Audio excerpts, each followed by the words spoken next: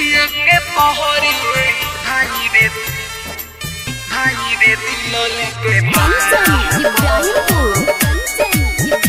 Mix Pallavi recording studio मछिया mall. Music by Roshan Kumar. जिए के पहरी भाई रे दिल लेके जनी चढ़ सयारवा लड़की के प्यारे वाला डाढ़ा पो जनी चढ़ सयारवा लड़की के प्यारे वाला डाढ़ा पो ना तो जिए के पहरी भाई रे दिल लेके भाड़ा पो ना तो जिए के पहरी भाई रे दिल लेके भाड़ा पो जनी चढ़ सयारवा लड़की के प्यारे वाला डाढ़ा पो जनी चढ़ सयारवा लड़की के प्यारे वाला डाढ़ा पो ना तो जिए के पहरी भाई रे दिल लेके भाड़ा पो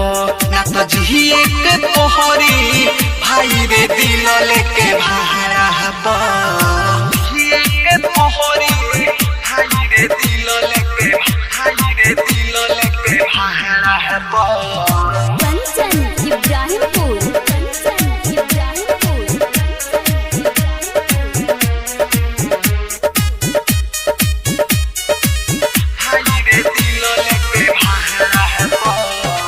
अपना बना के है सपना देखा के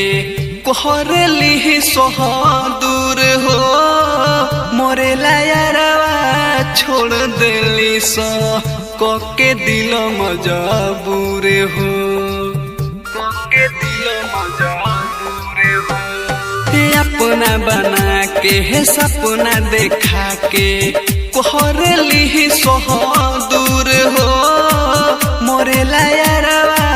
छोड़ देली सो कोके दिल मजबूर हो दिली सतीलावा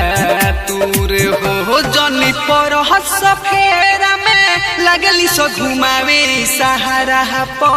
जनी पर सफेरा में लगली सो घुमावे सहारा पो ना तो जिए के पहरी भाई रे दिल लेके भाड़ा पो ना तो जिए के पहरी भाई रे दिल लेके भाड़ा पो।